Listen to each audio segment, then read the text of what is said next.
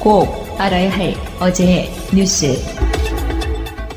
탈당 선언에는 바른정당의 한 축인 김무성 의원을 비롯해 강길부, 김영우, 김용태, 이종구, 정양석, 주호영, 황영철, 홍철호 의원이 참여했습니다. 문재인 정부에 대한 견제를 이유로 내걸었습니다.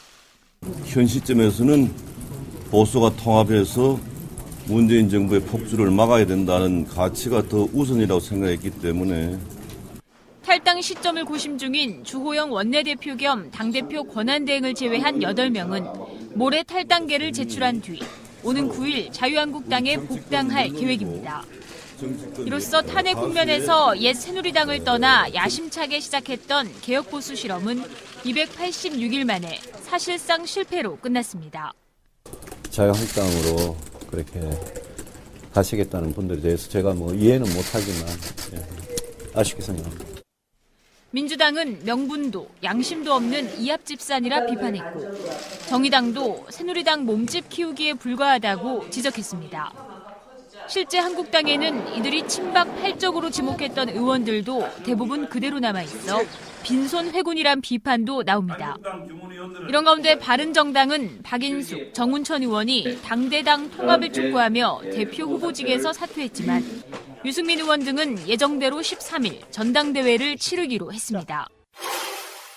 박근혜 전 대통령의 청와대 정무수석실은 2015년 11월 선거구 30여 곳의 새누리당 후보자 선호도를 조사해달라고 여론조사 업체에 의뢰했습니다. 주로 서울, 경기와 대구, 경북의 주요 접전 지역으로 유승민계 의원들의 지역구가 상당수 포함돼 있었습니다.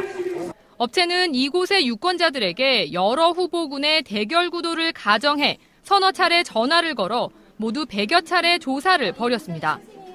특히 유승민 의원 지역구인 대구 동구 울의 경우 진밖의 경쟁자로 꼽힌 이재만 전 대구 동구청장과의 2자 대결부터 5자 대결까지 파악하는 등 세밀하게 조사를 한 것으로도 확인됐습니다. 이후에도 TK 지역에서 유승민계에 대한 견제는 집중적으로 이뤄졌고 대구에서만 유 의원을 포함해 5명이 공천을 받지 못했습니다.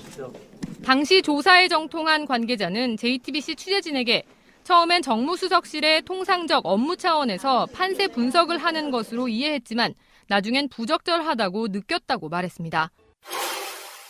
최고위원회의가 시작되자마자 주말 동안 침묵을 지켜온 친박계 지도부는 홍준표 대표를 압박했습니다. 박근혜 전 대통령이 남긴 멍해와 부정적 프레임 못지않게 홍 대표의 막말도 당에 큰 짐이 되고 있다고. 정우택 원내대표는 홍 대표의 일방적 강행 처리에 유감을 표한다면서 제명 절차에 대한 설명도 공정하지 않았다고 불만을 토로했습니다. 한때 설전이 오가기도 했습니다. 사실이 아닙니다. 사실이 아닌 것을 제가 자세히 말씀드리겠습니다. 공정성에 대해서 말씀하시기 때문에 거기에 대해서 저는 분명히 말씀드리겠습니다. 사실이 아닙니다. 그거는 알고 얘기해요. 그 말을 내려한지 어떤 효과에 가서 있습니다. 자유한국당 당원 150여 명은 박 전 대통령 출당 조치 정지와 홍 대표에 대한 직무 집행 정지를 요구하는 가처분 신청을 법원에 냈습니다.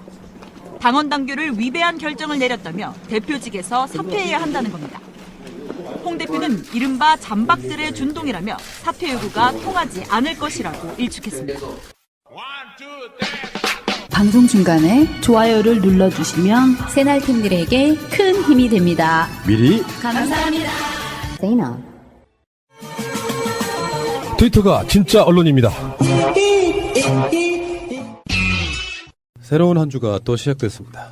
방송하러 나오시는 분들 느낌은 어떤 걸까요? 난 그게 궁금해요. 나는 항상 여기 있으니까 정말 무슨 숙제하는 기분으로 올까? 내가 만약에 내 꼬맹이한테 항상 하는 이야기처럼 학교 생활 재밌냐?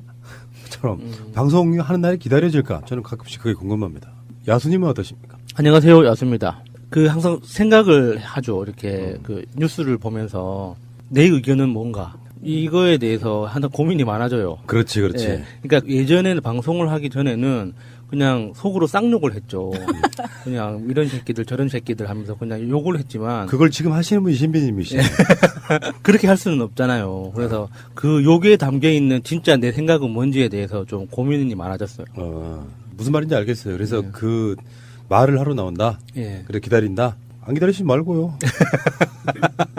자, 명종님은 어떠실까요? 네, 유명조인데요. 이게 저도 그 횟수로 방송 3년 차라 좀 그렇지. 오래됐어요. 연조가 좀 있지.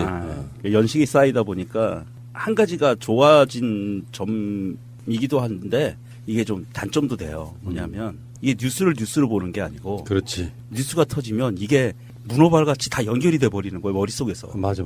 이게 그래서 뭐 북한군 초소에서 뭔 일이 벌어졌다. 뭐 아니면 박근혜가 뭐 비자금을 만들었는데 뭐 이게 국정원돈이다. 그럼 이게 그거 뉴스로서의 하나의 가치가 아니라 얘가 5만 가지 그동안 벌어졌던 일들하고 연결이 돼 버리는 거예요. 그러니까 이게 어떻게 보면 단점도 되고요. 머리가 많이 아파요. 그렇죠. 장점은 방송할 거리가 좀 많아진다. 그리고 이제 이런 것도 있죠. 정표현의 시사평론가를 절로 보기 시작했다는 거. 뭐 저렇게밖에 말을 못해. 뭐 이런 거. 자, 우리 마차님 어떠십니까? 안녕하세요. 마차입니다. 예전엔 TV 틀면 예능이나 드라마 이런 거 봤는데요. 일단 무조건 뉴스부터 틀어놓고요. 그 말씀하신 것처럼 저 정도는 나도 할 수 있는데 이런 생각을 조금씩 하게 됐어요. 네, 그런 표현도 있잖아요. 정알못이라는 표현도 있고 시사에 대한 관심이 있네 없네 이야기하지만 맥을 짚을 줄 알게 되는 거 있잖아요. 아, 이런 사건은 저쪽에서 뭐 대충 이렇게 해서 오는구나 뭐 이런 거 같고 그런 의미에서 많은 분들이 우리 방송을 듣지 않을까 이런 생각을 해봅니다. 지난 주말쯤에 닫아뒀던 하고 싶은 쌍욕을 대신하는 여러 가지 내용들을 한번 듣기를 바라겠습니다. 제도로서의 민주주의가 흔들리고 구타는 일은 이제 없습니다. 민주주의가 밥이고 밥이 민주주의가 되어야 합니다. 오늘 뉴스 중에 그런 게 있었어요. GP에서 북쪽으로 기관총을 여러 발을 5발을 냈다. 북한은 반응이 없었다. 뭐 이런 얘기가 있었거든요. 저는 이 뉴스 보고 정말 아찔했거든요. 네. 아찔하죠. 그러니까 우리가 그런 얘기를 많이 해왔습니다. 남북 대치 상태에서 여차하면 사소한 교회에서 국지전이 발발할 수 있는 그런 부분들이 있다고. 근데 이제 이를테면 우리가 이회창 때는 총을 쏴달라고까지 얘기할 정도의 뭔가 이렇게 흑막이 가려져 있는 그런 느낌이라 뭔가 믿을 수가 없는 상태인데 사실 이런 일이 자주 있나 봐요. 근데 간혹 전방 지역에서는 사실 뭐 오발 사고도 종종 있고요. 오발 사고 더하기 사격 훈련의 총소리도 있고 해서 사실은 군인들은 특별히 뭐 이게 전방 지역에 근무하는 군인들은 작전을 꿰뚫고 있는 병사들 외에는 이게 오발 사고인지 훈련 소리인지 몰라요. 그렇죠. 교전 상황인지. 총소리만 듣고는. 그런데 지금과 같이 4발 쐈다고 하거든요. 5발로. 총기 사격 훈련이 아니고 점검 과정에서 5발 사고가 났다고 하는데 보통 GP에서는 가까워요. 강원도에 가면 이렇게 저기 북한 GP가 보이거든요. 능선과 능선이니까 산과 산이니까. 그래서 GP에는 기관총이 적 진지를 향해서 이렇게 딱 고정돼 있어요. 그래서 저쪽에서 만약에 총알이 따다다닥 날라온다 그러면 머리 숙이고 들어가서 방아쇠만 당기면 자동으로 그쪽으로 총알이 날아가게 돼 있어요. 그렇게 돼 있는데 그게 실수로 날아가면 저쪽 진지 어딘가로 총알이 날아간 거야. 그러니까 걔네들도 숨어서 쏘지 않았으니까 다행인 거예요. 쐈으면 이게 서로 교전 상황이 되고 80년대에는 강원도 철원의 6사단이나 3사단 이쪽에서 종종 벌어졌었어요. 오발 사고로 인해서. 이전에는 2발 뭐 이런 식으로 5발이었는데 4발이면 좀 많은 거 아니에요? 안 많아요. 자동이기 때문에 당기면 방아쇠에 손 얹으면 따다다당 이렇게 나가요. 그러면 순간적으로 나가는 거거든요. 그래서 이게 80년대에는 오발 사고로 일어난 교전 상황이 많이 있었어요. 강원도 지역에서. 서로 쏴대는 거죠. 그 병사는 얼마나 놀랐을까요? 그러니까. 순간 딱 손가락이 자기 마음대로 안 움직이고 정말 놀랐을 것 아마 같은데. 영창 갈 거예요. 그렇게 될 거고 오발 사고는 위험해요. 그래서 그 문재인 정부가 북핵 문제가 막 한참 막 여론을 할 때도 지난 7월 달에도요. 남북 군사회담을 맞아라고 제안했던 게 바로 이런 점 때문이거든요. 서로 간의 양측 간의 신뢰. 우리는 서로를 공격하지 않아라는 어떤 협정을 맺어놓으면 이런 부분에 있어가지고 별 문제 없이 지나갈 수 있잖아요. 그러니까 네. 이제 대북 방송으로 그 점이 제일 안타깝죠. 이거 연습이었어. 네. 아니, 그러니까 그 점이 제일 안타까웠어요. 원래 그런 사고가 생기면 바로 한 라인으로 그렇죠. 전화를 들어서 방금 이건 오발 사고였다 하고 이렇게 그 뒤집끼리 통신을 할 수 있어야 되는데 이 이명박근혜 정권 지나면서 이렇게 다 끊어졌잖아요. 그러니까 확성기로 여보세요. 우리 오발이었어.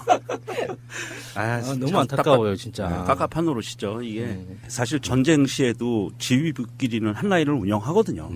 실제로 전쟁이 벌어지더라도 지휘부끼리는 서로 의사소통을 하고 있는 상황인데 지금 뭐 준전시 상태라고 하지만 휴전 상태이긴 하지만 그렇다고 이렇게 북한과 완전히 그 한 라인이 끊어진 이런 상황이 사실은 국지전을 촉발할 수 있는 아주 위험한 상황이라는 거죠.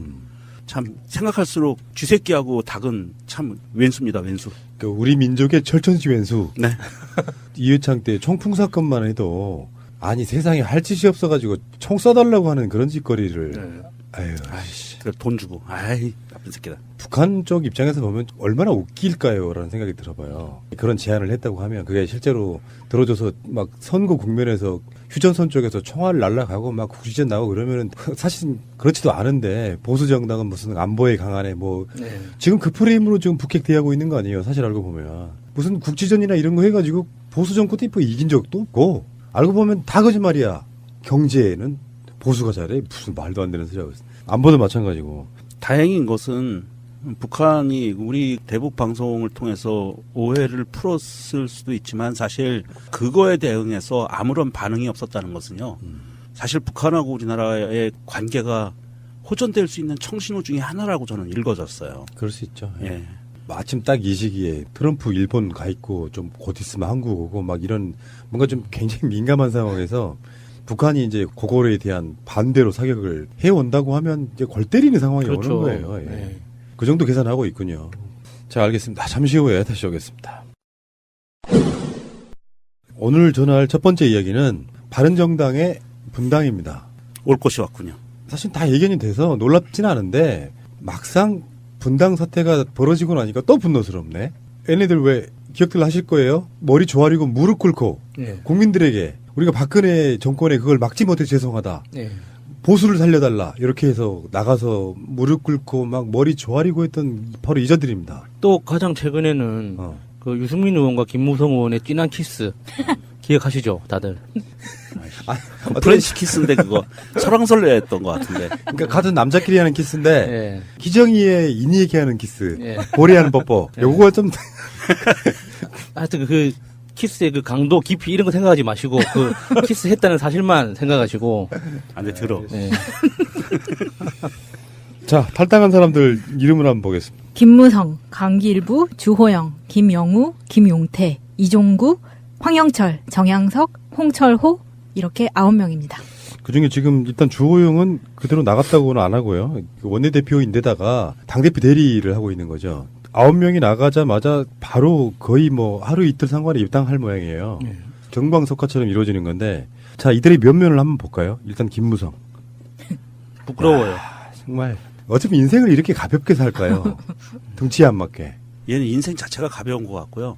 제가 김무성이 자유당으로 다시 복귀한다는 거는 필연이었다고 봐요.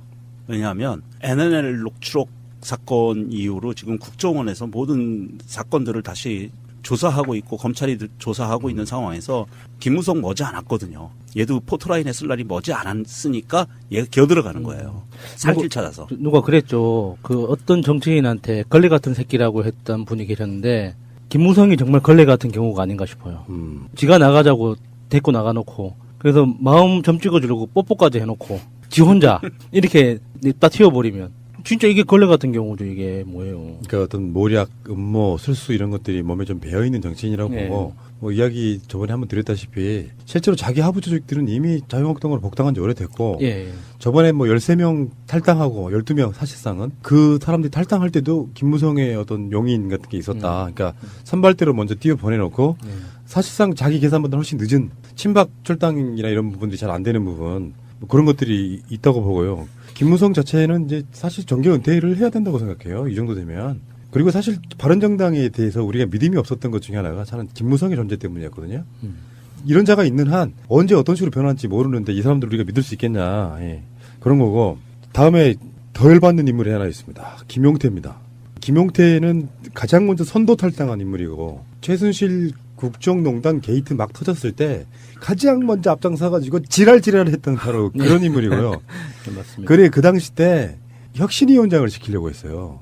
근데 친박들이 반대를 해서 결국은 못했지. 그 혁신위원장을 할 수 있는 이제 인물로 해서 가장 자유한국당 당시의 새누리당의 개혁을 막 선도적으로 주장했던 바로 그런 인물이거든요. 그리고 왜 새누리당 자체의 혁신파, 젊은 혁신파들 중에 대표적인 인물이었거든요. 그래서 얘가 먼저 탈당하고 나서 저당 이제 끝났어. 나와 했던 바로 그 인물이 김용태예요. 네.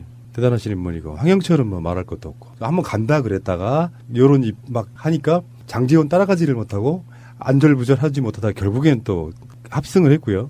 다음에 정의항석, 홍철호 뭐 이런 인물들은 강길부 이런 인물들은 사실 듣보잡에 가까워서 우리가 뭐 논평할 어떤 존재 자체가 안 되는 거고 그 다음에 김영우는 오늘 탈당의 변 이걸 읽은 인물이고 국방위원장, 국회 국방위원회 위원장이잖아요, 이 사람이. 어떤 보수적 색채가 좀 있고 건강한 보수를 표방하고 있지만 마찬가지로 이 사람이 이제 김무성을 제외하고는 아마 가장 선수가 높은 인물이 아니었나 싶어요. 그 당시 그 자리에 배석한 사람들 중에.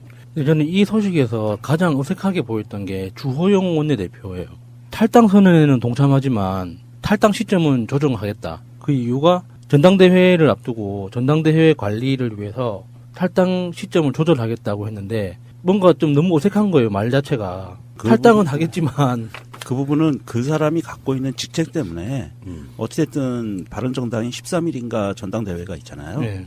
그래서 그 전당대회까지는 어찌됐든 자기가 직책 맡고 있는 게 있으니까 그 원활하게 굴러가게 하고 나가겠다라는 그런 의미로 저는 받아들여졌고요. 뭐 직책이 없으면 그 사람도 그냥 뭐 오늘 내일 바로 갔겠죠. 예.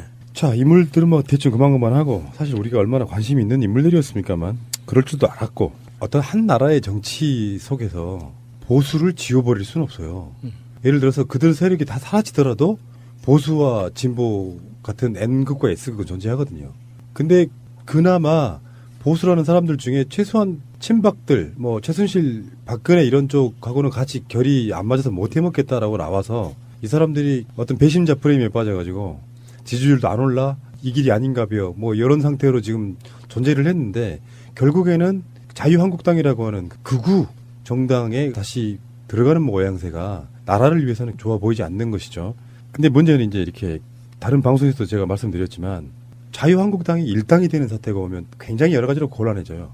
지금 현재 107석에서 탈당한 바른정당에서 탈당한 9명이 합류하면 주호영 의원까지 포함하면 116명이 되잖아요.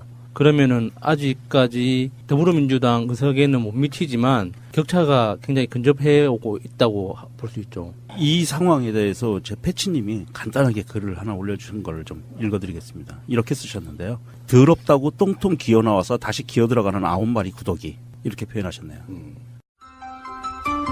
새가 날아든다는 여러분들의 하트를 먹고 삽니다. 잊지 않으셨죠? 에피소드 제목을 누르고 플레이가 되면 오른쪽 위에 하트를 꼭 눌러주세요. 오늘도 감사합니다. 더 많은 분들이 들을 수 있도록 하트 꼭 눌러주세요.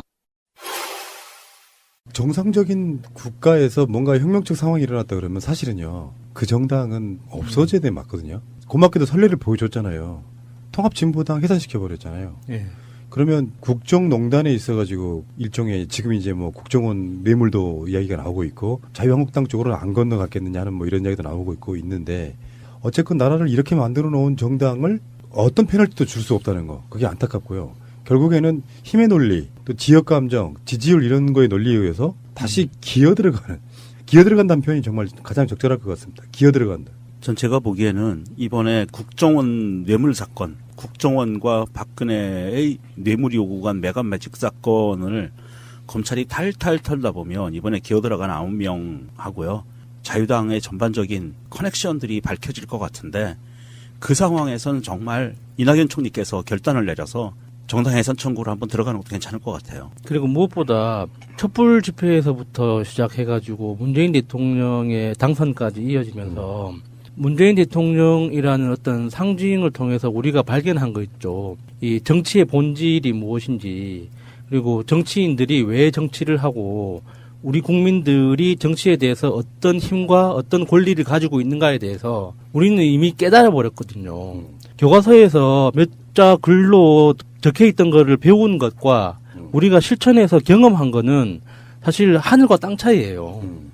그래서 문재인 대통령 당선을 통해서 우리의 권리가 이 정도의 힘을 가지고 있다는 거 우리는 이미 몸으로 알아버렸기 때문에 이전과는 다른 세상이란 말이죠.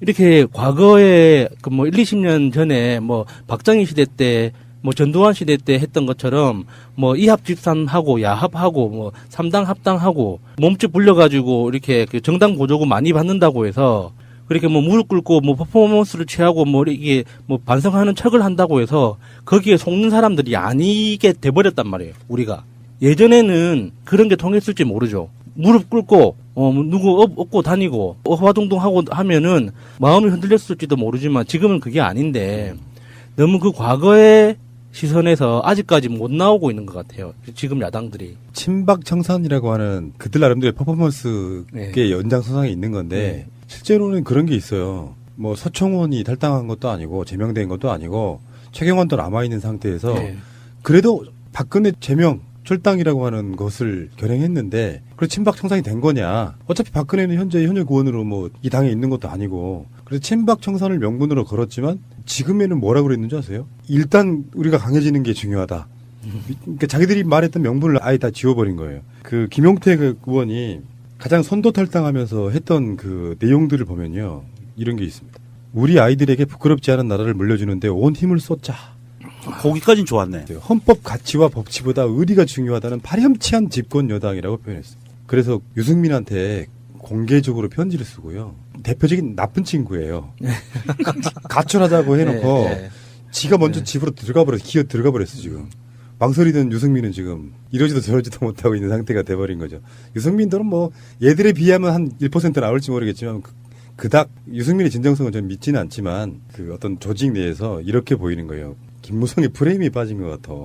유승민이 대선 후보가 되면서 사실상 바른정당의 얼굴은 유승민이 됐잖아요. 네. 뭐 그 유승민이 한쪽 축에 있는데 김무성 부류의 또 다른 하여튼 실소유주 같은 인물은 유승민 자체를 인정하기 싫은 부분도 있는 거거든요. 그러니까 당 운영에 있어가지고 사사건건 서로 이렇게 부딪히기 시작하면 어느 순간에 김무성이가 그런 걸 잘한다는 거예요. 편 가르기. 편 딱 갈라가지고 저쪽에 왕따시키고 이쪽에 자기가 대장질 해먹고 아무 직책도 없으면서 그 당에서 실소유주처럼 감나라 배나라 이런 짓 하다가 그러면 상대가 감정이 상하잖아요. 네가 뭔데 이런 생각이 드는 거야. 그러니까 그게 오랜 시간 동안 몇 개월 겹쳐오다 보니까 보다 못한 당내 의원들이 둘이 뽀뽀를 시킨 거야. 실제로 그렇게 됐다고 보고 그리고 나서 그렇게 대척점에 있고 그걸 이 당 분당을 김무성이 주도하니 유승민은 따라갈 수가 없는 거죠.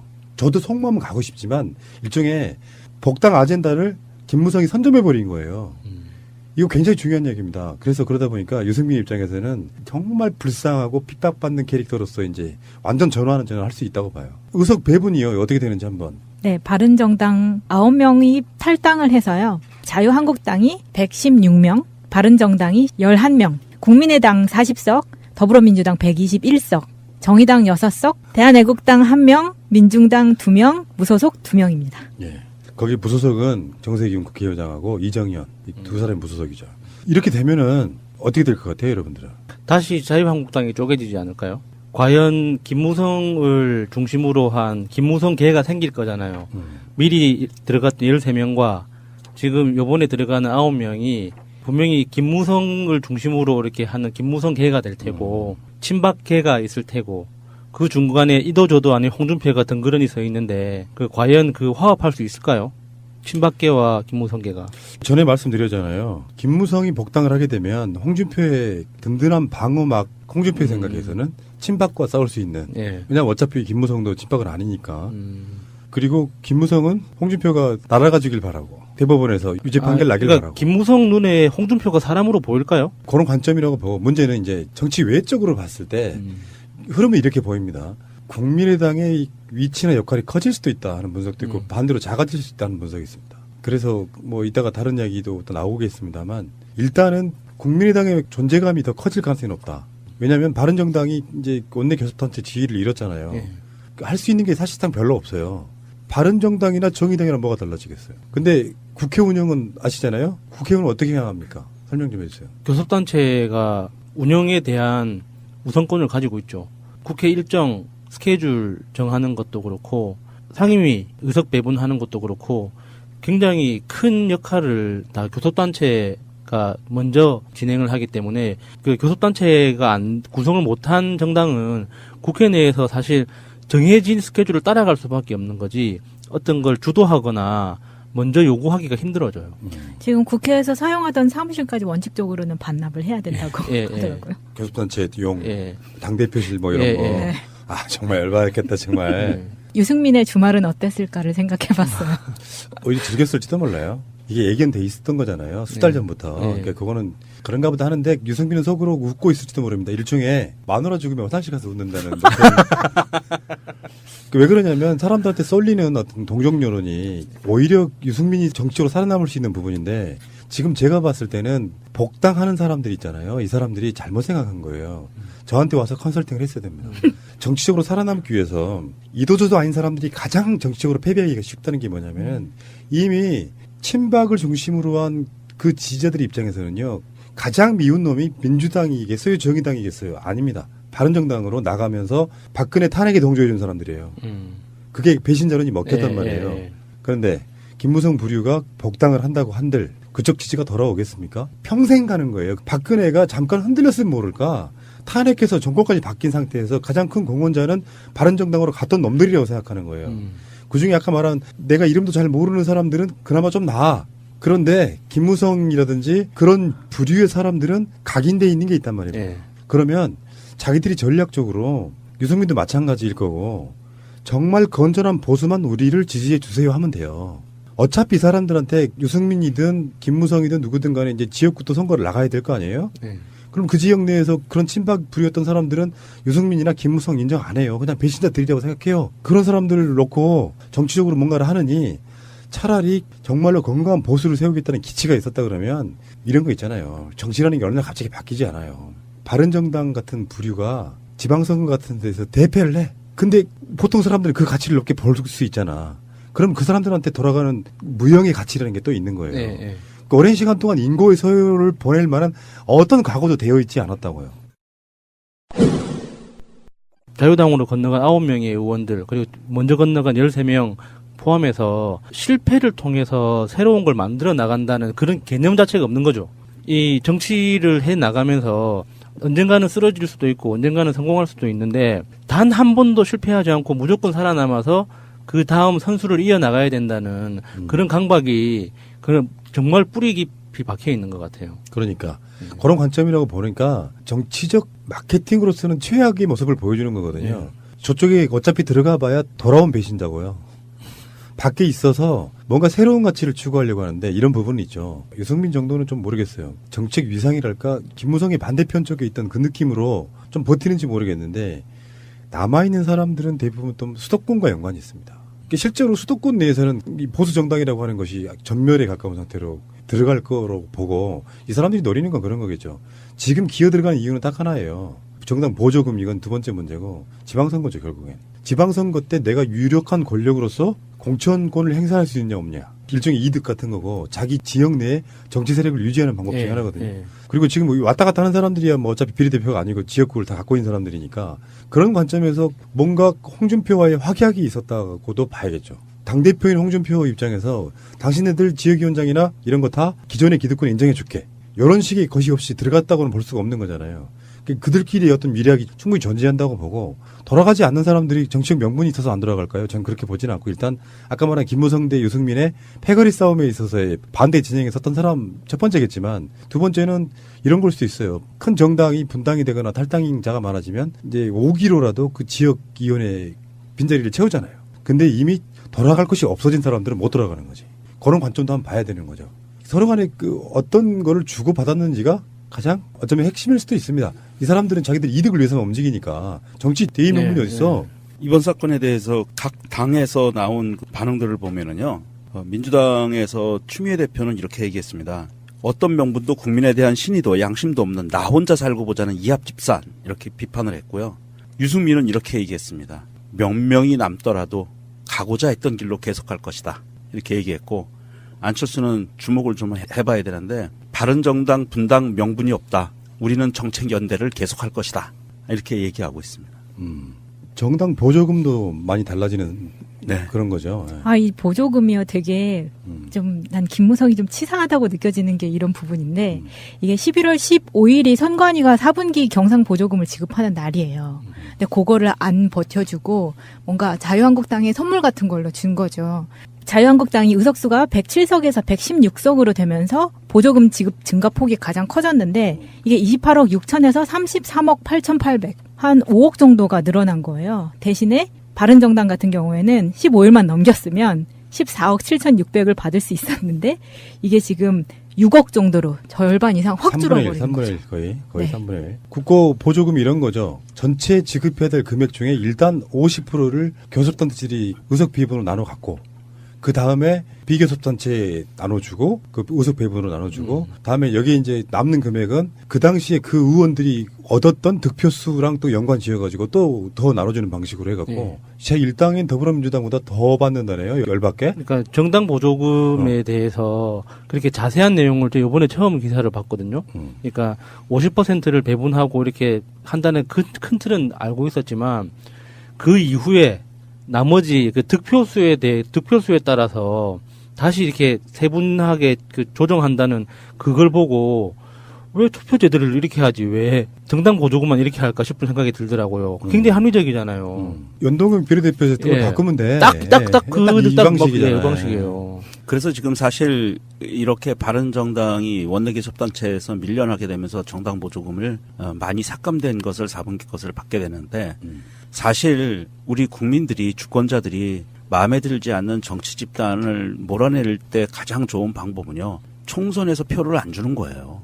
표를 안 주면 어떤 결과가 나오냐면 지금처럼 자유당이 민주당 제1당인 민주당보다 정당 보조금을 더 받아가는 이런 상황이 전혀 벌어지지 않고요. 그리고 교섭단체가 아니면 일단 돈이 안 나오기 때문에 정당 자체의 존립 기반이 흔들리게 돼요. 돈이 없어서. 그렇다고 그런 당의 지지자들이 당원들이 당비를 많이 내지도 않는단 말입니다. 일부는 빼겠습니다. 민중당하고 정의당 같은 경우에는 워낙 그 견고한 지지 그룹이 있기 때문에 당원 그룹이 있기 때문에 빼놓고요. 이쪽 이제 보수 집단 얘기하는 겁니다. 그래서 이런 사람들이 자기들의 당원이 뭐 얼만큼 있다고 아무리 떠들어도 당비가 그렇게 원활하게 거치는 시스템이 아니에요. 그런 상황에서 보면 사실 지방선거 이후에 다음 총선 만약에 이 정당이 정말 천하에 몹쓸 짓을 한 게 명명백백하게 밝혀져서 정당 해산 청구가 들어가지 않는다고 한다면 다음 총선에서 주권자들이 표로 심판을 하면 거의 이건 뭐 한 5년 10년 내에 사그러질 수 있는 운명으로 갈 수도 있어요. 그만큼 이게 표의 힘이라는 게 그렇게 무서운 거거든요.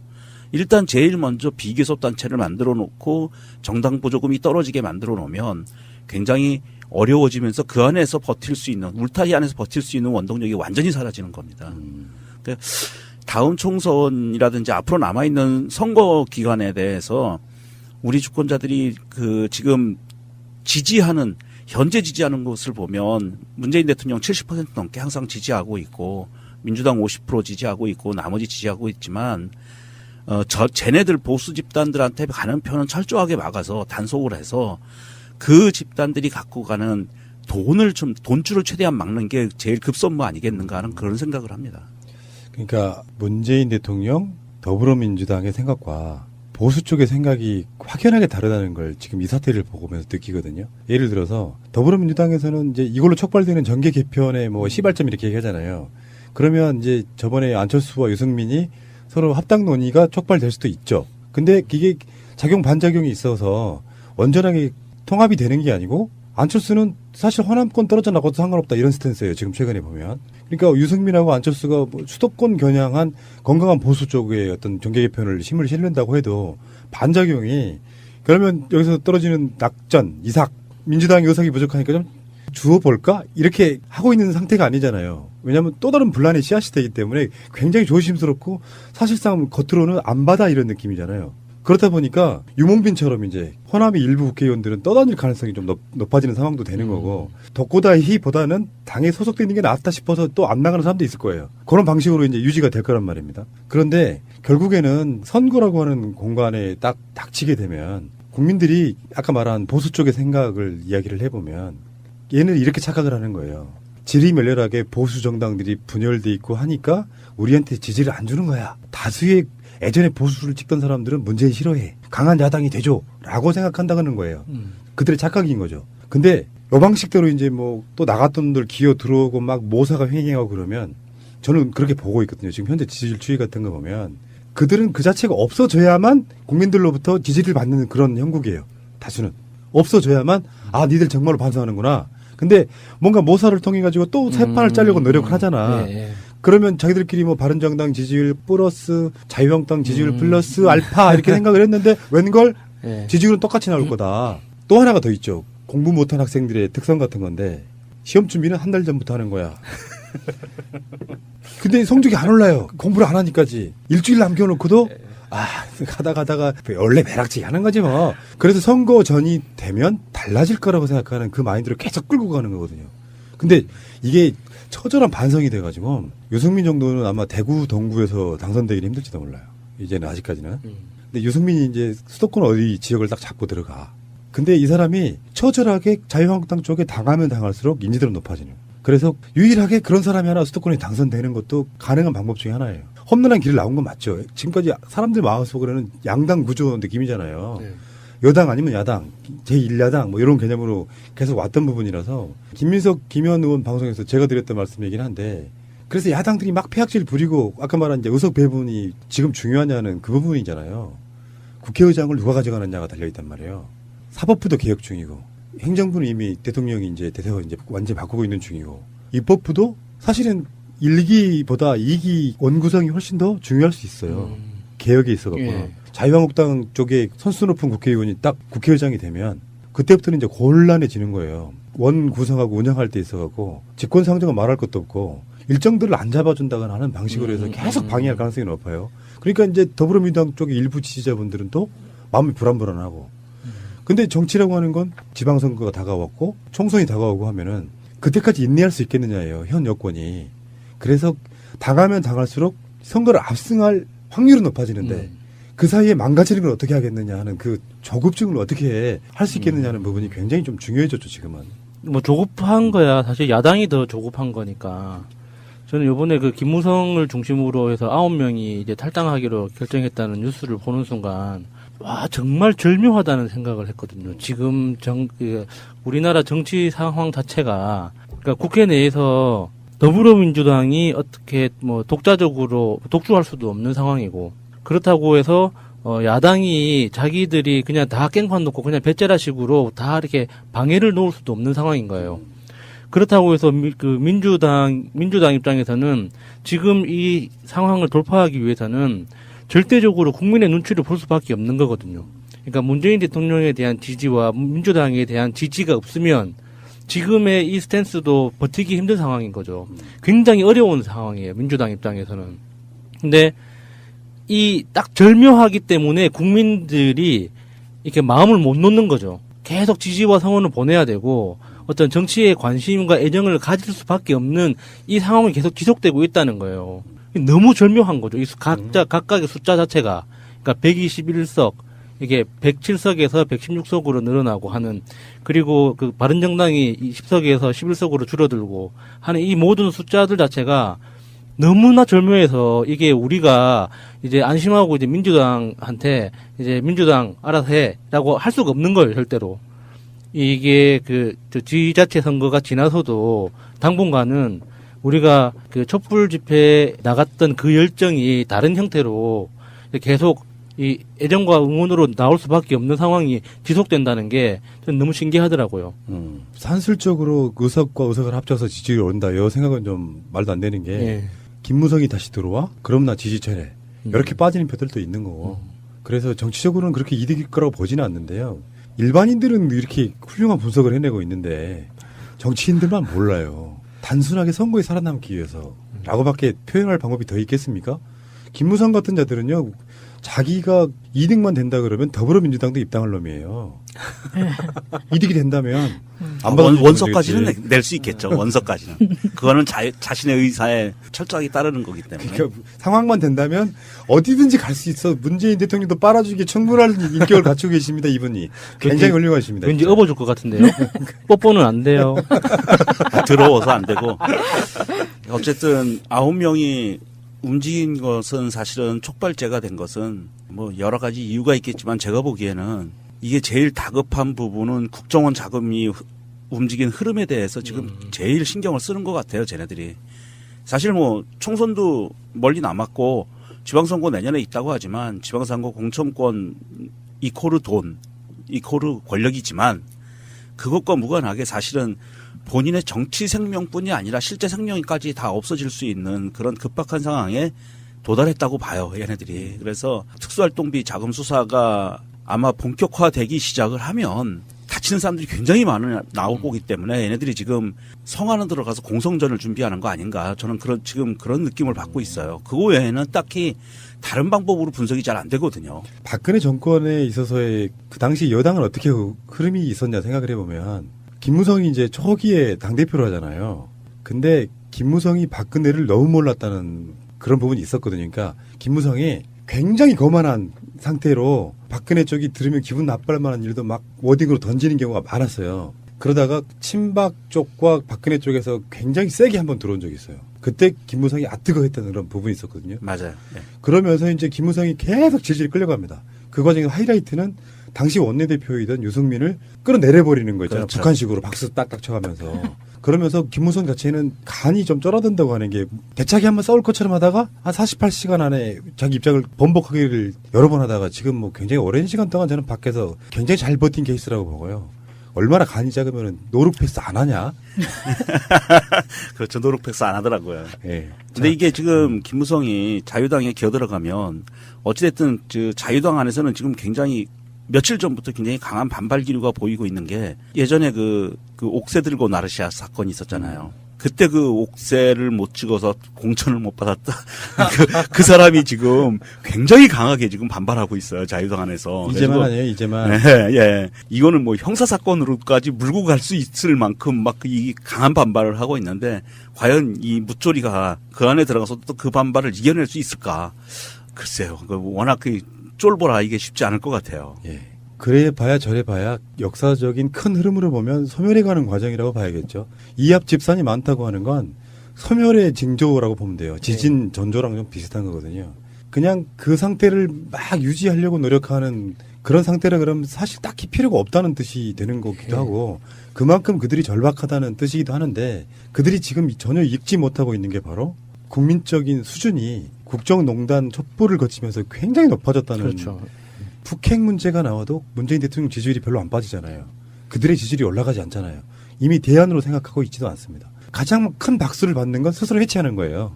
네. 저는 그렇게 보는 거고. 근데 현실적으로 불구덩이에서 싸워봤자 다 같이 죽는 거예요. 싸워서 살아남으려면은 판을 잘 골라야지. 자기가 싸우고 있는 판이 불구덩이인데 거기서 싸워서 이기면 뭐 하겠어요. 어차피 다 죽는 건 마찬가지인데. 그리고 가장 난감한 건 이거죠. 이제 자유한국당에 앞으로 몇 년 동안 대선 후보급으로 불릴 만한 사람이 있겠느냐예요. 대선 후보가 없는 정당은 정말 곤란해지기 시작해요. 선거가 다가올수록. 그게 총선도 영향을 끼치고 대선도 영향을 끼쳐요.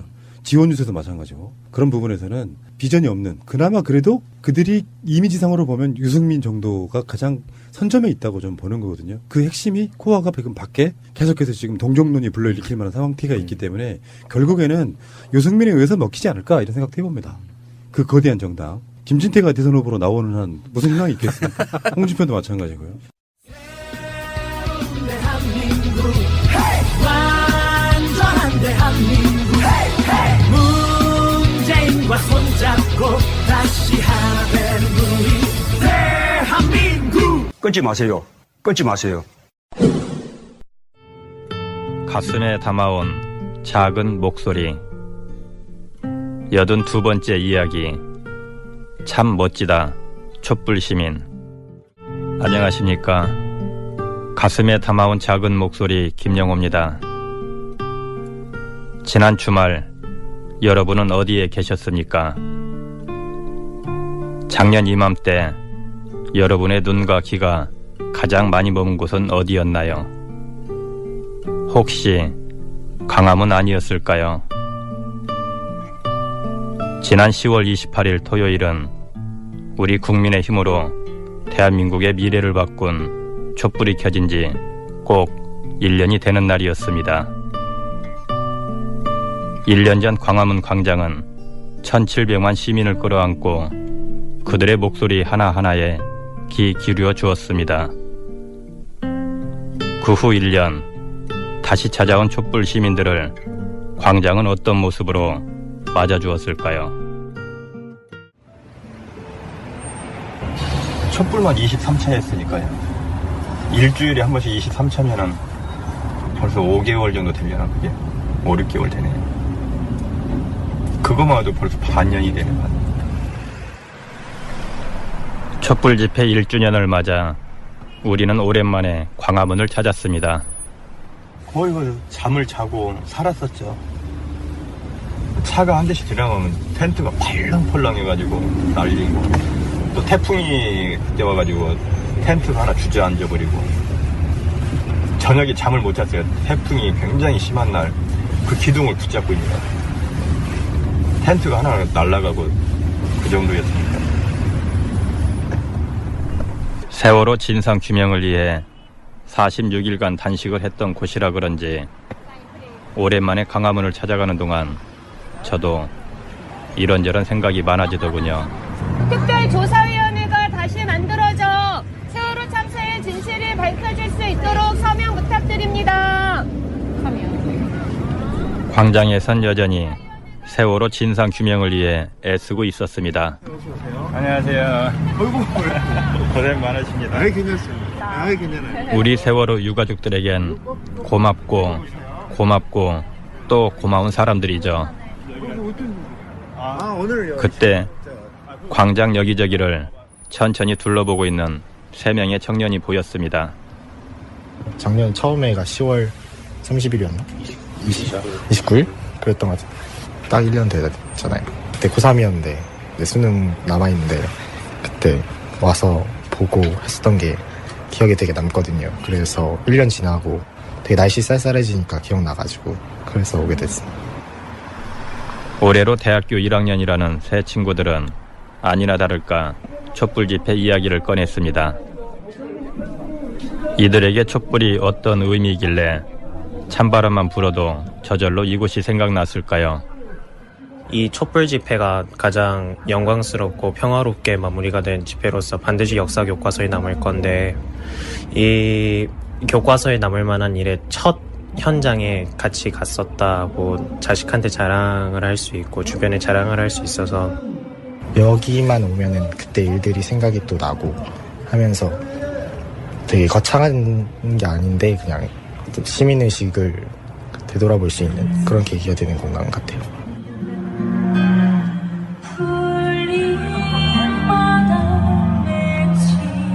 이렇게 청년들과 이런저런 이야기를 나누다 보니 광장엔 어느새 점점 더 많은 사람들이 모여들고 있었습니다.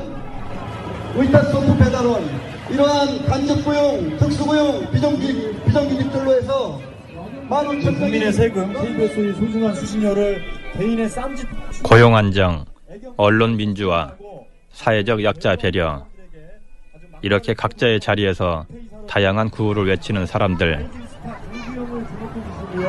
그리고 우리 대한민국 헌법상 임시정부의 적통을 규정하고 분수대가 있는 한쪽에선 아이들이 뛰어놀고 광장 한쪽에 마련된 촛불 사진전을 배경으로 사진을 찍는 사람들도 보였습니다.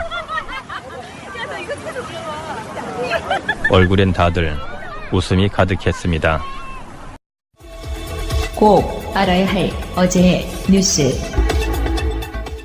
탈당 선언에는 바른정당의 한 축인 김무성 의원을 비롯해 강길부, 김영우, 김용태, 이종구, 정양석, 주호영, 황영철, 홍철호 의원이 참여했습니다.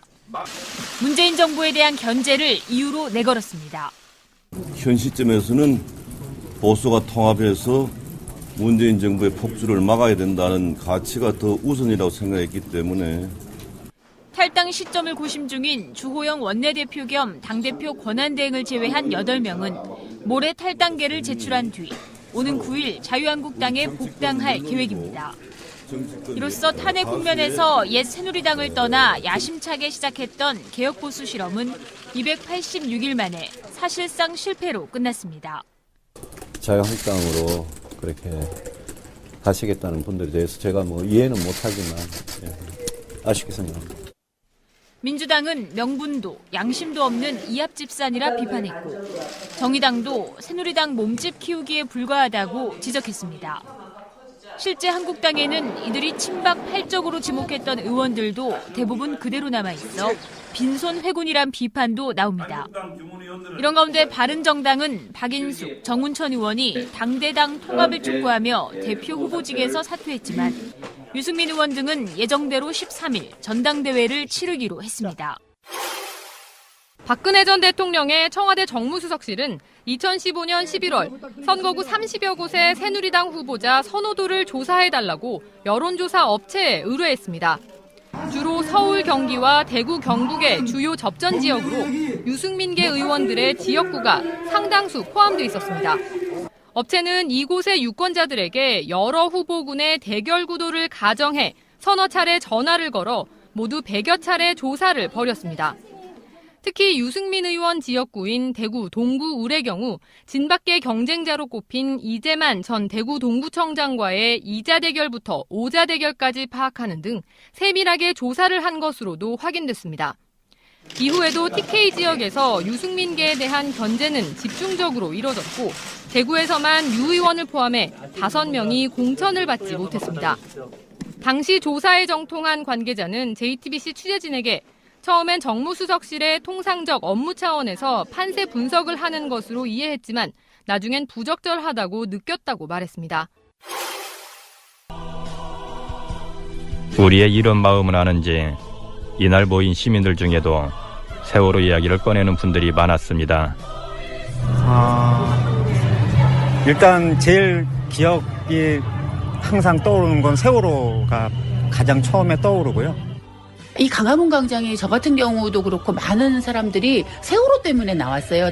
세월호 때문에 이 나라의 민낯을 다 보게 됐잖아요. 그렇게 수많은 피워보지도 못한 아이들을 갖다가 구조하지 않아서 그거에 대한 분노와 충격 때문에 이렇게 나온 거였거든요. 강화문은 저한테 좀 개인적으로 슬픔? 막 이런 감정이 좀 많은 것 같아요. 그러니까 세월호? 그러니까 아이를 키우다 보니까 그냥 약간 세월호 하면은 그냥 울컥울컥하는 그런 게 있는데 아직 그게 다 해결이 안 됐잖아요. 그래서 약간 뭐 해소되지 않은 답답함 이런 것도 약간 있는 것 같아요. 하지만 그들의 이야기는 슬픔과 탄식에 머물지 않았습니다. 세월호 때문에 왔지만은 결국에는 세월호 때문에 이 세상을, 이 나라를 알게 됐던 많은 사람들이 그래서 더 촛불을 들게 되고 정권이 바뀌었다고 해서 정부가 바뀌었다고 해서 하루아침에 좋아질 수야 있겠어요. 그러나 우리들에게 적어도 희망을 가질 수 있다는 것. 예전에는 되게 무기력하고 좀 우울했다고나 할까요? 내 개인 힘으로는 절대 아무것도 이룰 수 없을 것 같았는데 모든 일도 다 할 수 있을 것 같습니다. 사회 분위기도 약간 약자가 그래도 이제는 뭔가 그 발언을 할 수 있고 그 발언을 그나마 그래도 귀담아 들어주는 그런 분위기가 많이 좀 힘이 되는 것 같습니다. 꼭 알아야 할 어제의 뉴스. 탈당 선언에는 바른정당의 한 축인 김무성 의원을 비롯해 강길부, 김영우, 김용태, 이종구, 정양석, 주호영, 황영철, 홍철호 의원이 참여했습니다. 문재인 정부에 대한 견제를 이유로 내걸었습니다. 현 시점에서는 보수가 통합해서 문재인 정부의 폭주를 막아야 된다는 가치가 더 우선이라고 생각했기 때문에 탈당 시점을 고심 중인 주호영 원내대표 겸 당대표 권한대행을 제외한 8명은 모레 탈당계를 제출한 뒤 오는 9일 자유한국당에 복당할 계획입니다. 이로써 탄핵 국면에서 옛 새누리당을 떠나 야심차게 시작했던 개혁보수 실험은 286일 만에 사실상 실패로 끝났습니다. 자유한국당으로 그렇게 가시겠다는 분들에 대해서 제가 뭐 이해는 못하지만 아쉽게 생각합니다. 민주당은 명분도 양심도 없는 이합집산이라 비판했고 정의당도 새누리당 몸집 키우기에 불과하다고 지적했습니다. 실제 한국당에는 이들이 친박 팔적으로 지목했던 의원들도 대부분 그대로 남아있어 빈손 회군이란 비판도 나옵니다. 이런 가운데 바른정당은 박인숙, 정운천 의원이 당대당 통합을 촉구하며 대표 후보직에서 사퇴했지만 유승민 의원 등은 예정대로 13일 전당대회를 치르기로 했습니다. 박근혜 전 대통령의 청와대 정무수석실은 2015년 11월 선거구 30여 곳의 새누리당 후보자 선호도를 조사해달라고 여론조사 업체에 의뢰했습니다. 주로 서울, 경기와 대구, 경북의 주요 접전 지역으로 유승민계 의원들의 지역구가 상당수 포함돼 있었습니다. 업체는 이곳의 유권자들에게 여러 후보군의 대결 구도를 가정해 서너 차례 전화를 걸어 모두 100여 차례 조사를 벌였습니다. 특히 유승민 의원 지역구인 대구 동구 울의 경우 진밖의 경쟁자로 꼽힌 이재만 전 대구 동구청장과의 2자 대결부터 5자 대결까지 파악하는 등 세밀하게 조사를 한 것으로도 확인됐습니다. 이후에도 TK 지역에서 유승민계에 대한 견제는 집중적으로 이뤄졌고 대구에서만 유 의원을 포함해 5명이 공천을 받지 못했습니다. 당시 조사에 정통한 관계자는 JTBC 취재진에게 처음엔 정무수석실의 통상적 업무 차원에서 판세 분석을 하는 것으로 이해했지만 나중엔 부적절하다고 느꼈다고 말했습니다. 잠을 이길 수 없다. 진실은 침몰하지 않는다. 우리는 포기하지 않는다.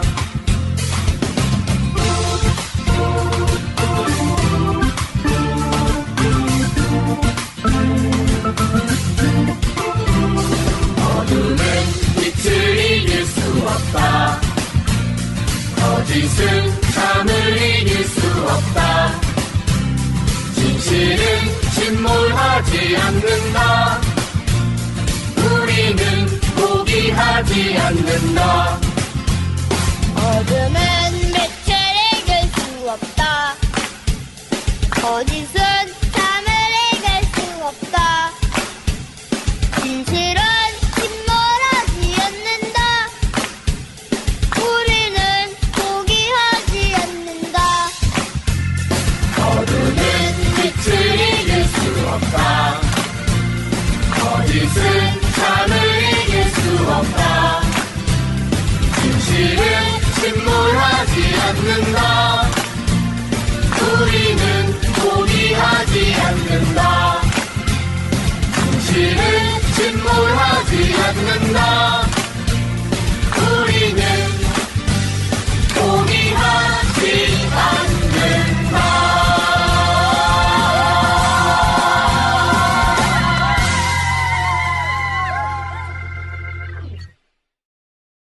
해온다고 하면 이제 골 때리는 상황이 그렇죠. 오는 거예요. 예. 네. 그 정도 계산하고 있군요.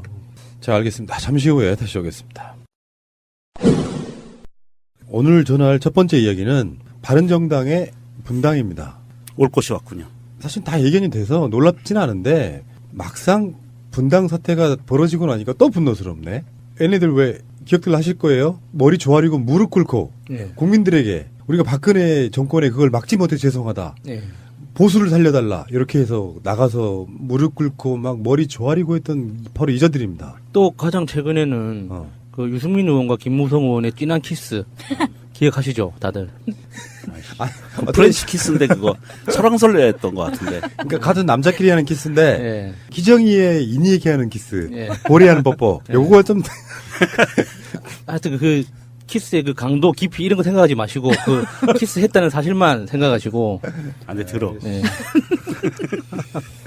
자, 탈당한 사람들 이름을 한번 보겠습니다. 김무성, 강길부, 주호영, 김영우, 김용태, 이종구, 황영철, 정양석, 홍철호 이렇게 9명입니다. 그중에 지금 일단 주호영은 그대로 나갔다고는 안 하고요. 원내대표인데다가 당대표 대리를 하고 있는 거죠. 9명이 나가자마자 바로 거의 뭐 하루 이틀 상관에 입당할 모양이에요. 네. 정광석화처럼 이루어지는 건데, 자, 이들의 면면을 한번 볼까요? 일단 김무성. 부끄러워요. 정말 어차피 인생을 이렇게 가볍게 살까요? 등치에 안 맞게. 얘는 인생 자체가 가벼운 것 같고요. 제가 김무성이 자유당으로 다시 복귀한다는 거는 필연이었다고 봐요. 왜냐하면 NNL 녹취록 사건 이후로 지금 국정원에서 모든 사건들을 다시 조사하고 있고 검찰이 조사하고 있는 상황에서 김무성 머지 않았거든요. 얘도 포토라인에 쓸 날이 머지 않았으니까 얘가 기어들어가는 거예요. 살길 찾아서. 누가 그랬죠. 그 어떤 정치인한테 걸레 같은 새끼라고 했던 분이 계셨는데 김무성이 정말 걸레 같은 경우가 아닌가 싶어요.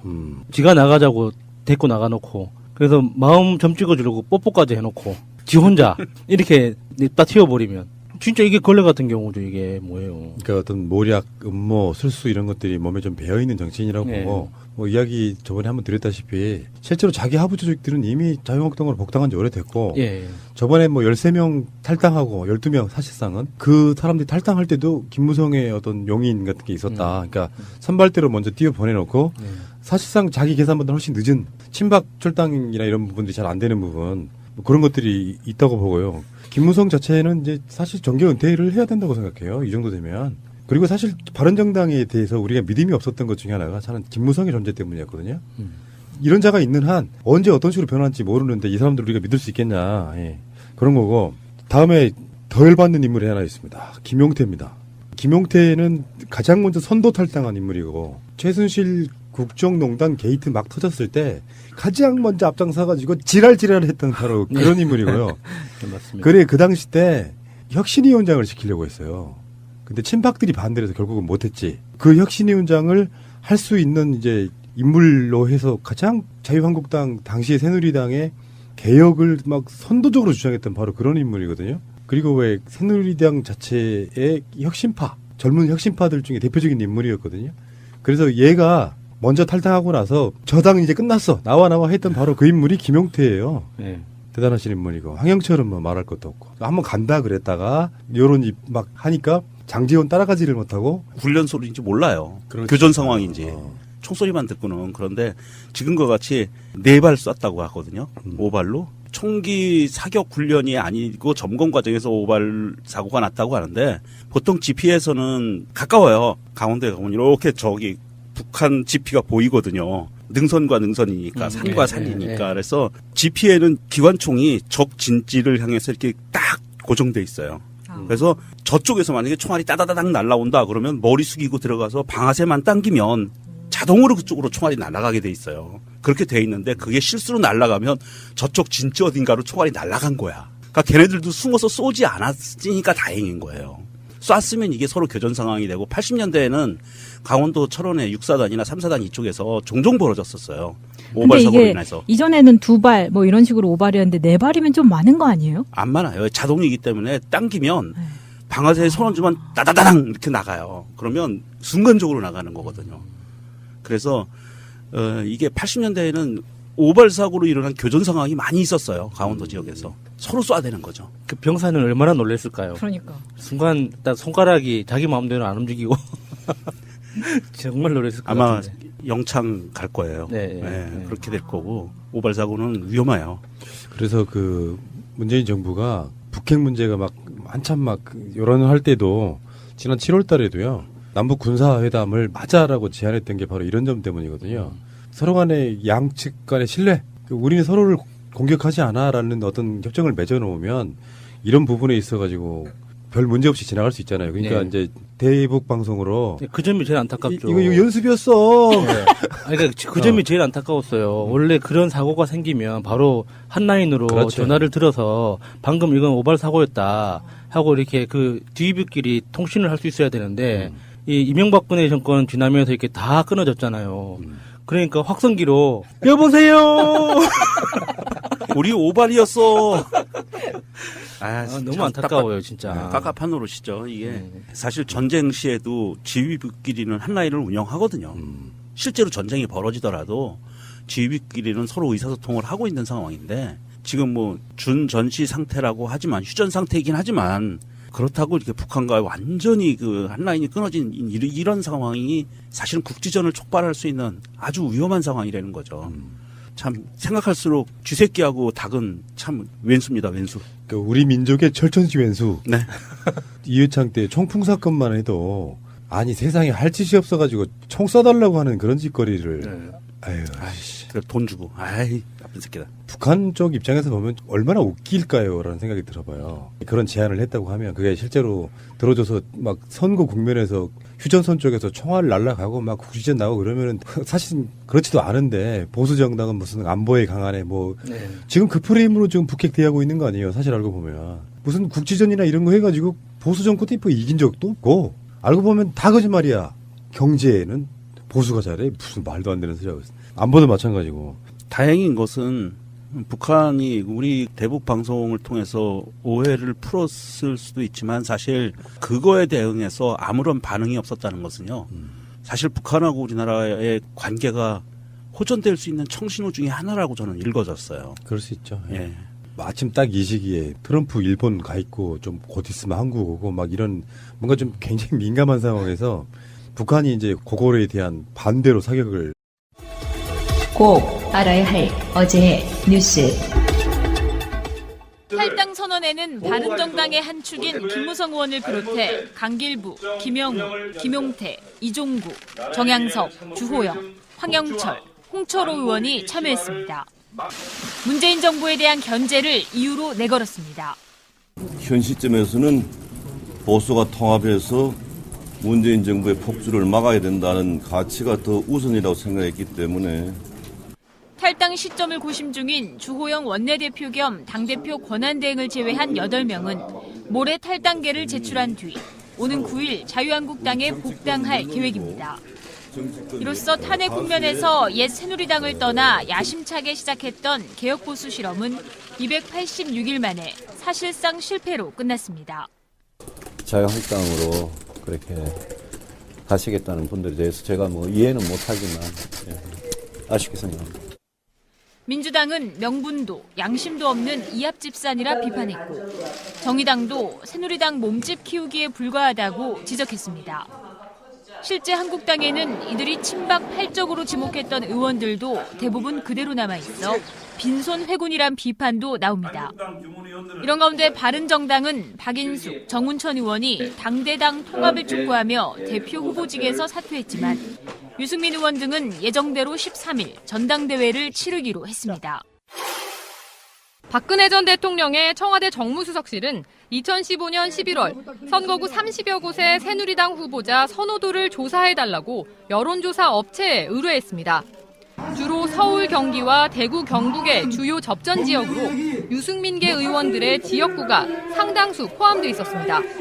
업체는 이곳의 유권자들에게 여러 후보군의 대결 구도를 가정해 서너 차례 전화를 걸어 모두 100여 차례 조사를 벌였습니다. 특히 유승민 의원 지역구인 대구 동구 울의 경우 진밖의 경쟁자로 꼽힌 이재만 전 대구 동구청장과의 2자 대결부터 5자 대결까지 파악하는 등 세밀하게 조사를 한 것으로도 확인됐습니다. 이후에도 TK 지역에서 유승민계에 대한 견제는 집중적으로 이뤄졌고 대구에서만 유 의원을 포함해 5명이 공천을 받지 못했습니다. 당시 조사에 정통한 관계자는 JTBC 취재진에게 처음엔 정무수석실의 통상적 업무 차원에서 판세 분석을 하는 것으로 이해했지만 나중엔 부적절하다고 느꼈다고 말했습니다. 최고위원회의가 시작되자마자 주말 동안 침묵을 지켜온 친박계 지도부는 홍준표 대표를 압박했습니다. 박근혜 전 대통령이 남긴 멍해와 부정적 프레임 못지않게 홍 대표의 막말도 당에 큰 짐이 되고 있다고. 정우택 원내대표는 홍 대표의 일방적 강행 처리에 유감을 표한다면서 제명 절차에 대한 설명도 공정하지 않았다고 불만을 토로했습니다. 한때 설전이 오가기도 했습니다. 사실이 아닙니다. 사실이 아닌 것을 제가 자세히 말씀드리겠습니다. 공정성에 대해서 말씀하시기 때문에 거기에 대해서 저는 분명히 말씀드리겠습니다. 사실이 아닙니다. 그거를 알고 얘기해. 그 말을 내가 지에 어떤 후보에 가서 있습니다. 자유한국당 당원 150여 명은 박 전 대통령 출당 조치 정지와 홍 대표에 대한 직무 집행 정지를 요구하는 가처분 신청을 법원에 냈습니다. 당원 당규를 위배한 결정을 내렸다며 대표직에서 사퇴해야 한다는 겁니다. 홍 대표는 이른바 잠박들의 준동이라며 사퇴 요구가 통하지 않을 것이라고 일축했습니다. 방송 중간에 좋아요를 눌러주시면 새날팀들에게 큰 힘이 됩니다. 미리 감사합니다. 트위터가 진짜 언론입니다. 새로운 한 주가 또 시작됐습니다. 방송하러 나오시는 분들 느낌은 어떤 걸까요? 난 그게 궁금해요. 나는 항상 여기 있으니까 정말 무슨 숙제하는 기분으로 올까? 내가 만약에 내 꼬맹이한테 항상 하는 이야기처럼 학교생활 재밌냐? 처럼 방송하는 날이 기다려질까? 저는 가끔씩 그게 궁금합니다. 야수님은 어떠십니까? 안녕하세요, 야수입니다. 항상 생각을 하죠. 이렇게 그 뉴스를 보면서 내 의견은 뭔가, 이거에 대해서 항상 고민이 많아져요. 그렇지. 예. 그러니까 예전에는 방송을 하기 전에는 그냥 속으로 쌍욕을 했죠. 그냥 이런 새끼들 저런 새끼들 하면서 그냥 욕을 했지만 그걸 지금 하시는 분이 신비님이시죠. 그렇게 할 수는 없잖아요. 그래서 그 욕에 담겨 있는 진짜 내 생각은 뭔지에 대해서 좀 고민이 많아졌어요. 무슨 말인지 알겠어요. 그래서 그 말을 하러 나온다. 예. 그래 기다린다. 안 기다리시지 말고요. 자, 명종님은 어떠실까요? 네, 유명조인데요. 이게 저도 그 횟수로 방송 3년 차라 좀 그렇지. 오래됐어요. 연조가 좀 있지. 연식이 쌓이다 보니까 한 가지가 좋아진 점이기도 한데 이게 좀 단점도 돼요. 뭐냐면 이게 뉴스를 보는 게 아니고 그렇지. 뉴스가 터지면 이게 문어발 같이 다 연결이 돼 버리는 거예요, 머릿속에서. 맞아. 이게 그래서 뭐 북한군 초소에서 뭔 일이 벌어졌다. 뭐 아니면 박근혜가 뭐 비자금을 만들었는데 뭐 이게 국정원돈이다. 그럼 이게 그거 뉴스로서의 하나의 가치가 아니라 얘가 5만 가지 그동안 벌어졌던 일들하고 연결이 돼 버리는 거예요. 그러니까 이게 어떻게 보면 단점도 되고요. 머리가 많이 아파요. 그렇죠. 장점은 방송할 거리가 좀 많아진다. 그리고 이제 이런 것도 있죠. 정표현의 시사평론가를 절로 보기 시작했다는 거. 뭐 저렇게밖에 말을 못해. 뭐 이런 거. 자, 우리 마차님 어떠십니까? 안녕하세요, 마차입니다. 예전엔 TV 틀면 예능이나 드라마 이런 거 봤는데요. 일단 무조건 뉴스부터 틀어놓고요. 그 말씀하신 것처럼 저 정도는 나도 할 수 있는데 이런 생각을 조금씩 하게 됐어요. 네, 그런 표현도 있잖아요. 정알못이라는 표현도 있고 시사에 대한 관심이 있네 없네 이야기하지만 맥을 짚을 줄 알게 되는 거 있잖아요. 아, 이런 사건은 저쪽에서 뭐 대충 이렇게 해서 오는구나 뭐 이런 거 같고 그런 의미에서 많은 분들이 우리 방송을 듣지 않을까 이런 생각을 해봅니다. 지난 주말쯤에 닫아뒀던 하고 싶은 쌍욕을 대신하는 여러 가지 내용들을 한번 듣기를 바라겠습니다. 제도로서의 민주주의가 흔들리고 구타는 일은 이제 없습니다. 민주주의가 밥이고 밥이 민주주의가 되어야 합니다. 오늘 뉴스 중에 그런 게 있었어요. GP에서 북쪽으로 기관총을 여러 발을 5발을 냈다. 북한은 반응이 없었다. 뭐 이런 얘기가 있었거든요. 저는 이 뉴스 보고 정말 아찔했거든요. 네. 아찔하죠. 그러니까 우리가 그런 얘기를 많이 해왔습니다. 남북 대치 상태에서 여차하면 사소한 교에서 국지전이 발발할 수 있는 그런 부분들이 있다고. 근데 이제 이를테면 우리가 이회창 때는 총을 쏴달라고까지 얘기할 정도의 뭔가 이렇게 흑막이 가려져 있는 그런 느낌이라 뭔가 믿을 수가 없는 상태인데 사실 이런 일이 자주 있나 봐요. 근데 간혹 전방 지역에서는 사실 뭐 오발 사고도 종종 있고요. 오발 사고 더하기 사격 훈련의 총소리도 있고 해서 사실은 군인들은 특별히 뭐 이게 전방 지역에 근무하는 군인들은 작전을 꿰뚫고 있는 병사들 외에는 이게 오발 사고인지 안절부절하지 못하다 결국엔 또 합승을 했고요. 다음에 정의항석, 홍철호 뭐 이런 인물들은 강길비 이런 인물들은 사실 듣보잡에 가까워서 우리가 논평할 어떤 존재 자체가 안 되는 거고 그 다음에 김영우는 오늘 탈당의 변 이걸 읽은 인물이고 국방위원장, 국회 국방위원회 위원장이잖아요. 이 사람이 어떤 보수적 색채가 좀 있고 건강한 보수를 표방하고 있지만 마찬가지로 이 사람이 이제 김무성을 제외하고는 아마 가장 선수가 높은 인물이 아니었나 싶어요. 그 당시 그 자리에 배석한 사람들 중에. 저는 이 소식에서 가장 어색하게 보였던 게 주호영 원내대표예요. 탈당 선언에는 동참하지만 탈당 시점은 조정하겠다. 그 이유가 전당대회를 앞두고 전당대회 관리를 위해서 탈당 시점을 조절하겠다고 했는데 뭔가 좀 너무 어색한 거예요. 말 자체가. 탈당은 하겠지만 그 부분은 그 사람이 갖고 있는 직책 때문에 어찌됐든 바른정당이 13일인가 전당대회가 있잖아요. 네. 그래서 그 전당대회까지는 어찌됐든 자기가 직책 맡고 있는 게 있으니까 그 원활하게 굴러가게 하고 나가겠다라는 그런 의미로 저는 받아들여졌고요. 뭐 직책이 없으면 그 사람도 그냥 뭐 오늘 내일 바로 갔겠죠. 예. 자, 인물들은 뭐 대충 그만하고 사실 우리가 얼마나 관심이 있는 인물들이었습니까만 그럴 줄도 알았고 어떤 한 나라의 정치 속에서 보수를 지워버릴 수는 없어요. 예를 들어서 그들 세력이 다 사라지더라도 보수와 진보 같은 N극과 S극은 존재하거든요.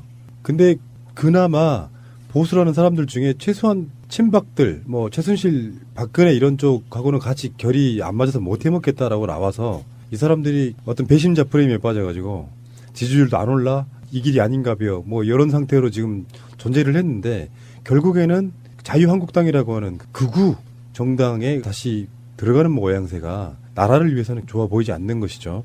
근데 문제는 이제 이렇게 다른 방송에서도 제가 말씀드렸지만 자유한국당이 일당이 되는 사태가 오면 굉장히 여러 가지로 곤란해져요. 지금 현재 107석에서 탈당한 바른정당에서 탈당한 9명이 합류하면 주호영 의원까지 포함하면 116명이 되잖아요. 그러면은 아직까지 더불어민주당 의석에는 못 미치지만 격차가 굉장히 근접해 오고 있다고 볼 수 있죠. 이 상황에 대해서 제 패치님이 간단하게 글을 하나 올려주신 걸 좀 읽어드리겠습니다. 이렇게 쓰셨는데요. 더럽다고 똥통 기어 나와서 다시 기어 들어가는 9마리 구더기, 이렇게 표현하셨네요. 새가 날아든다는 여러분들의 하트를 먹고 삽니다. 잊지 않으셨죠? 에피소드 제목을 누르고 플레이가 되면 오른쪽 위에 하트를 꾹 눌러주세요. 오늘도 감사합니다. 더 많은 분들이 들을 수 있도록 하트 꼭 눌러주세요. 정상적인 국가에서 뭔가 혁명적 상황이 일어났다 그러면 사실은요, 그 정당은 없어져야 돼 맞거든요. 고맙게도 선례를 보여줬잖아요. 통합진보당 해산시켜버렸잖아요. 예. 그러면 국정농단에 있어가지고 일종의 지금 이제 뭐 국정원 뇌물도 이야기가 나오고 있고 자유한국당 쪽으로는 안 건너갔겠느냐 하는 뭐 이런 이야기도 나오고 있고 있는데 어쨌건 나라를 이렇게 만들어 놓은 정당을 어떤 페널티도 줄 수 없다는 거, 그게 안타깝고요. 결국에는 힘의 논리, 또 지역 감정, 지지율 이런 거의 논리에 의해서 다시 기어 들어간다는 표현이 정말 가장 적절할 것 같습니다. 기어 들어간다. 전 제가 보기에는 이번에 국정원 뇌물 사건, 국정원과 박근혜의 뇌물 요구 간 메간 매직 사건을 검찰이 탈탈 털다 보면 이번에 기어 들어간 9명 하고요. 자유당의 전반적인 커넥션들이 밝혀질 것 같은데